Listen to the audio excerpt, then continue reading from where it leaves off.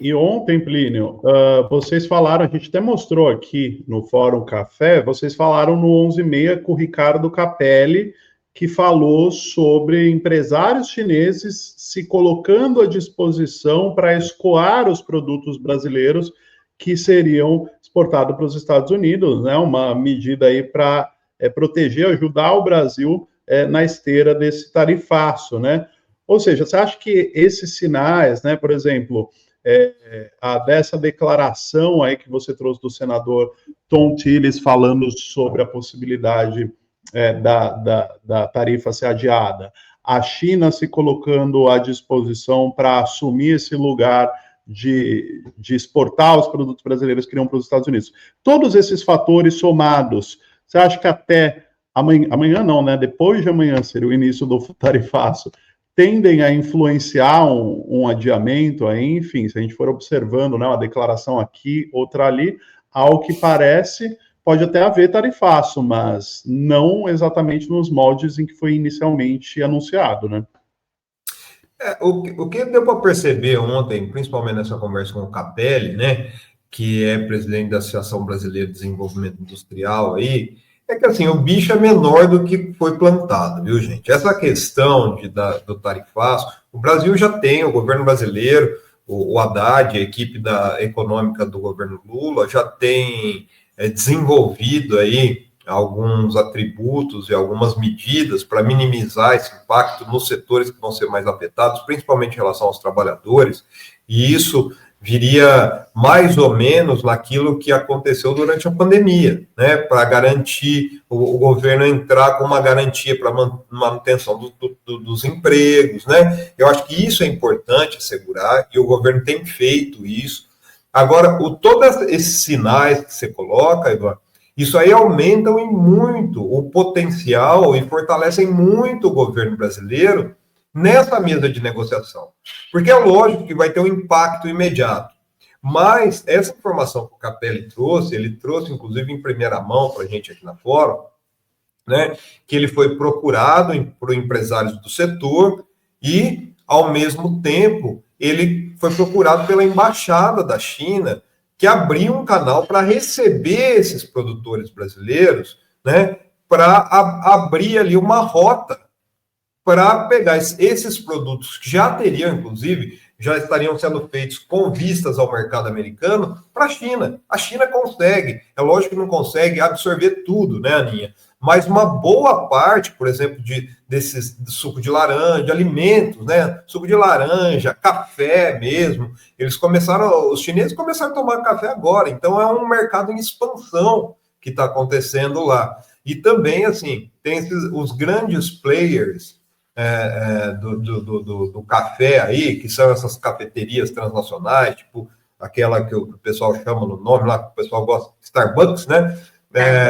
Eu não lembro o nome dessas coisas. Tem a Starbucks da China, tem a Starbucks da China, né? Exato, né? Que foi criado recentemente, né?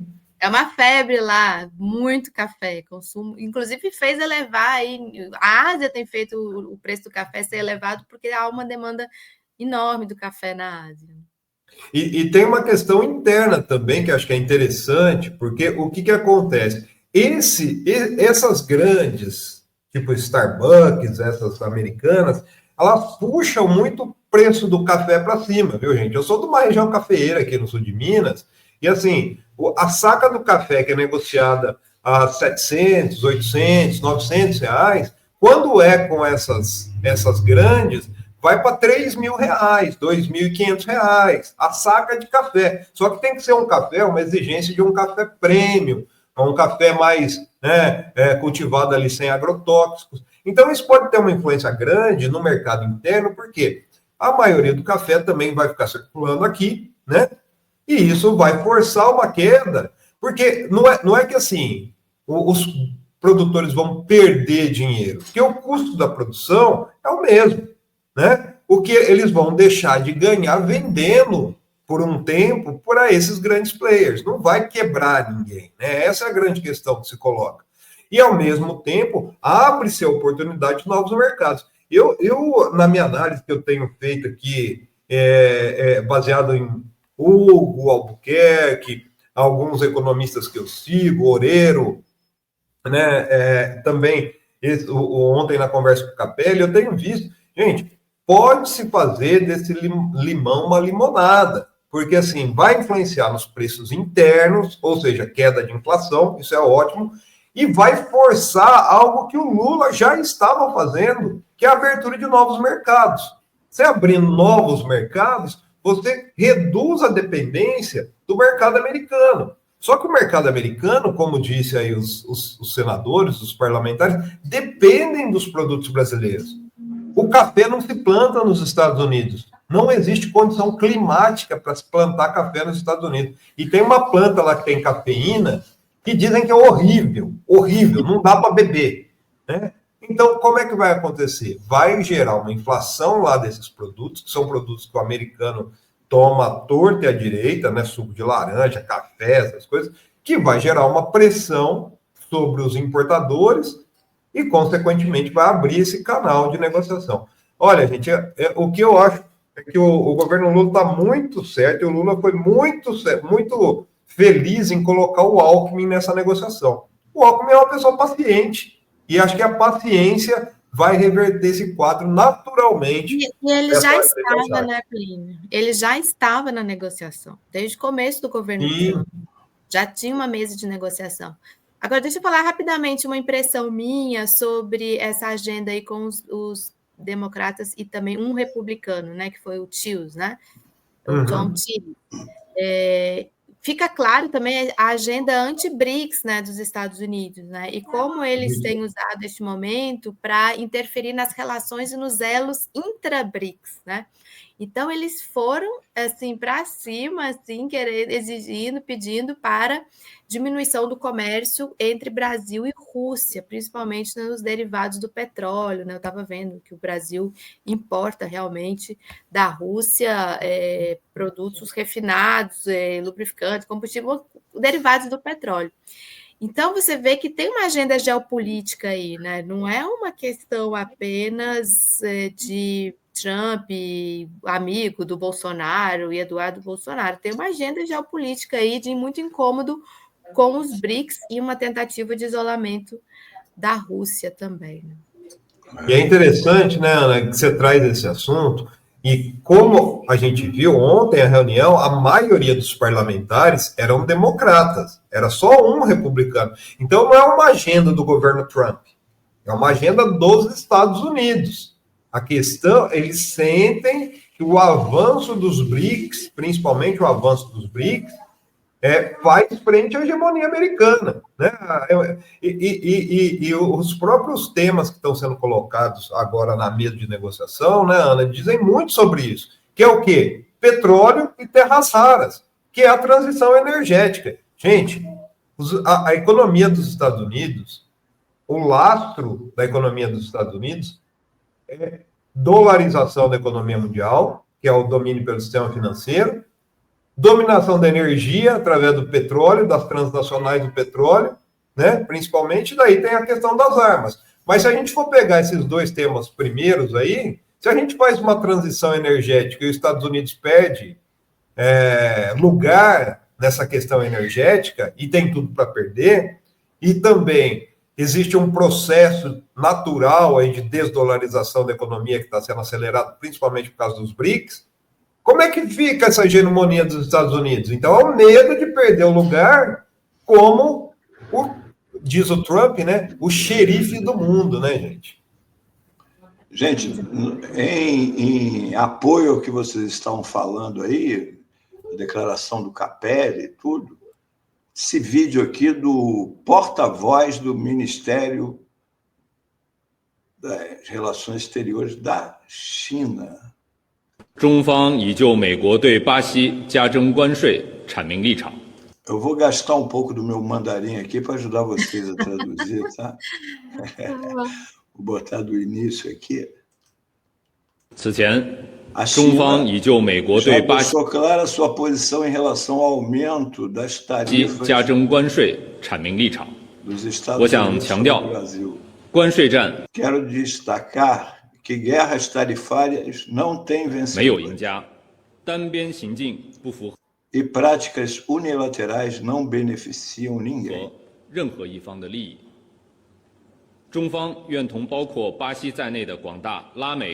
A China está pronta para trabalhar com o Brasil e com outros países da América Latina e Caribe. 和加勒比国家、金砖国家一道， E os países 共 do 同维 BRICS 护以世界贸易 para defender conjuntamente o sistema multilateral 组织为核心的 de 多边 comércio 贸易体制， centrado na 捍卫国际 OMC 公平 e a 正义。 justiça 中方 e a 重视 equidade 同巴西 internacionais. A China prioriza sua cooperação orientada a resultados com o Brasil, incluindo a cooperação na área 开 de 展航空 aviação. 等领域的务实合作，愿基于市场化原 Estamos prontos para promover a cooperação relevante com base em princípios de mercado 则，推动相关合作，助力各自国家 e impulsionar o desenvolvimento nacional de ambas as 的 partes. 发展。 Viu? É isso. A China está de portas abertas, gente. Essa é a grande questão. E é isso, ó, que faz com que os Estados Unidos tremam tanto, né? O Trump está nesse desespero, não é à toa. Existe um processo de transição mundial, né? O foco deles é tanto a Rússia, que tem muito poder no mundo, mas a China está ali, né? Só observando tudo e tirando proveito, principalmente econômico, de tudo isso, né? A recente divulgação de que o Brasil entrou naquele acordo da ferrovia, né? Aquela ferrovia gigante que vai... Transoceânica, né? Transoceânica, para escoar os produtos do outro lado da América do Sul. Gente, isso aí incomoda demais os Estados Unidos. Por quê? Isso aí, né, Ana, praticamente vai viabilizar uma alternativa, por exemplo, para trazer produtos para o Brasil ou exportar produtos do Brasil sem usar o Canal do Panamá. Então, tem coisa, sem passar, por exemplo, ali pela África, vai reduzir muito o custo. Então, gente, é uma questão de um xadrez geopolítico. Como disse um colega aqui, ó, no chat, o Bolsonaro é só o bode que colocaram na sala, viu, gente? É só o bode que colocaram na sala. Antônio Melo estava certo, mais uma vez. É verdade. O pessoal falou aqui, Fabiano Amaral, acho que ele falou. Ele está falando o seguinte, o próprio Fabiano está falando o seguinte, olha, esse trem-bala do Sul Global não para mais, é a locomotiva, aí são os BRICS, né? Exato. E a alternativa, né? O que estava acontecendo, o entrave que estava acontecendo no Panamá? Lembra que recentemente os Estados Unidos queriam tomar de volta o Canal do Panamá, não deixar passar no navio chinês? Você faz uma ferrovia dessa, acabou com o problema, acabou, né?